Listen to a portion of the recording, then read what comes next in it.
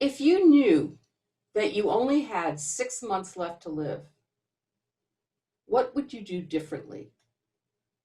Would you spend more time at work or with family and friends? Would you try to pursue an avocation that you've been putting off? Would you relish the beauty of this world or spend your time dissatisfied? These are certainly questions that we have been contemplating during this global pandemic, when a virus that we cannot see threatens everyone, keeping most of us at home in a state of some anxiety.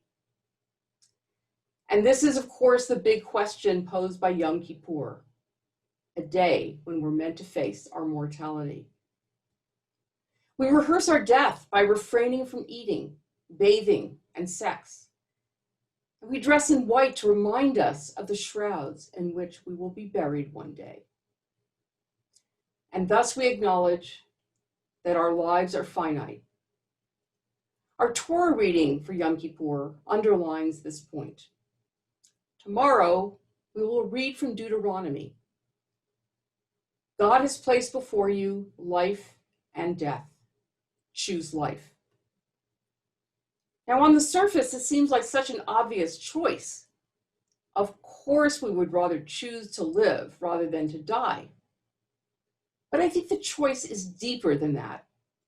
The choice is really about living, really living, or just existing.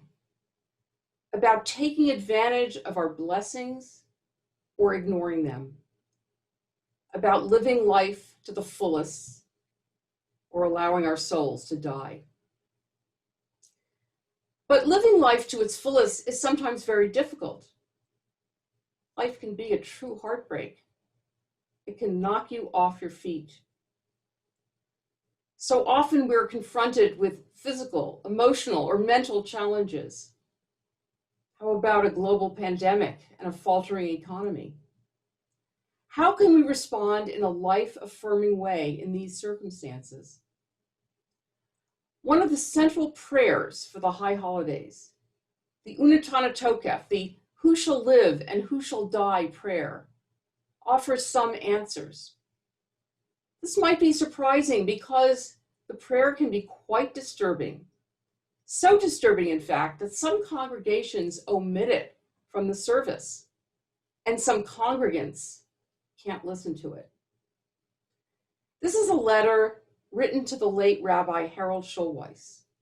It reads in part, "This year, the words of this prayer offended me deeply, and I cannot bring myself to say them again on Yom Kippur. You see, several months ago, I had surgery for cancer. And so I felt as if my fate for the coming year had already been inscribed. If not in a book of judgment in heaven, then on my own body on earth.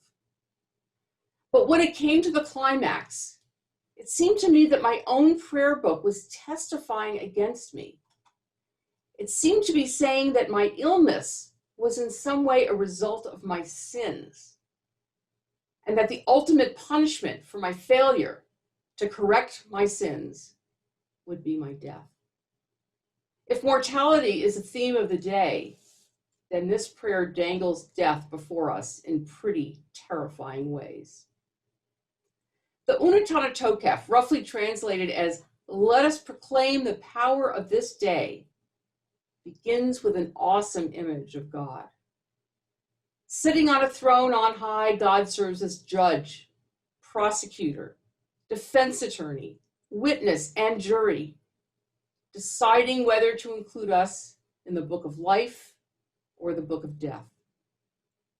The material facts of our case are our past actions. Will God be strict in meting out justice, or compassionate and forgiving? The next image of God is ambiguous. God is likened to a shepherd counting the flock. Does that mean that God protects us, or that God selects which sheep are meant for the slaughter? But then we get to the most problematic part of the prayer. Who shall live and who shall die? Who by fire and who by water? It is not entirely clear whether these are God's punishments for our misdeeds or simply the reality of what awaits us in the coming year. Certainly, Rabbi Schulweis's congregant felt that the prayer blamed her for her cancer because of her sins. But even if we see illness and natural disasters as facts of life rather than as punishment, they are still devastating. Those of us who live in California have seen incredible devastation by fire in the past year. Those in Florida and Texas have seen ruin by water. And we've witnessed so many other plagues: famine, drought, and earthquake, not to mention COVID-19. Some of us have lost loved ones in the past year, and we all worry about losses in the year to come. The prayer seems to suggest not only that these are realities we might deserve or not, but also that they are realities that we can do little to stop. We're simply going to have to endure our fate. If you're starting to feel like Yom Kippur is similar to the Christian Day of Judgment, you would not be wrong. But there is a major difference. The Christian Day of Judgment occurs after death, whereas ours occurs every year while we are still alive, which means that we can choose to live better, more fulfilled lives every single year. It means that redemption is always possible. Now, redemption does not necessarily equate with being spared from suffering. Tragedies will continue to occur, as the prayer makes very clear.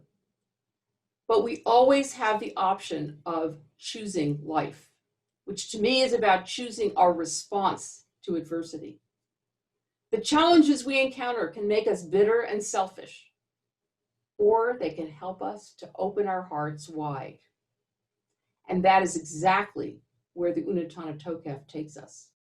We are told that uteshuvah, utefilah, utzedakah, ma'avirin et roa hagazera.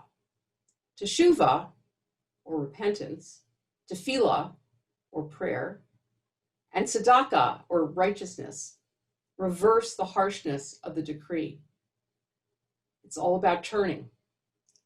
Teshuvah, repentance or return to the right path, directs us to look critically inside ourselves, examining our attitudes for ways in which we can be kinder, more compassionate people, to others as well as to ourselves. Tefillah, prayer, orients us to a deeper relationship with God and our spiritual lives. After all, the health of our soul is absolutely essential to surviving adversity.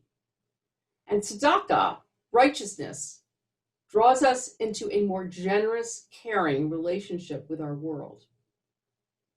Reaching out to others is a powerful way to transcend our pain.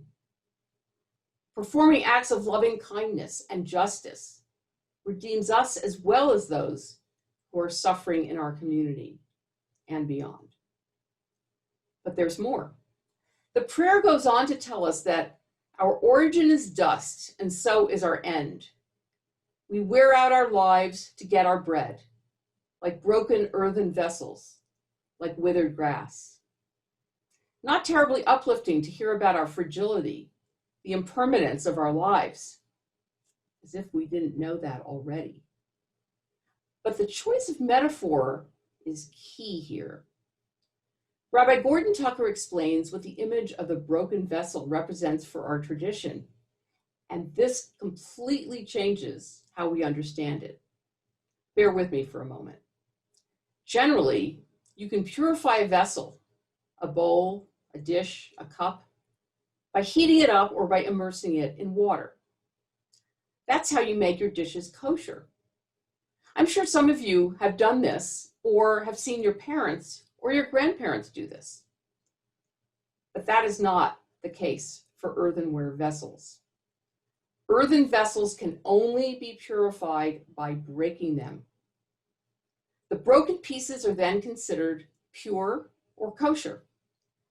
And believe it or not, you can take the purified shards and put them back together to create a pure vessel once again.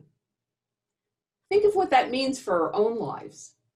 If we are broken vessels, broken by any number of heartaches, we can put our pieces back together and become whole again.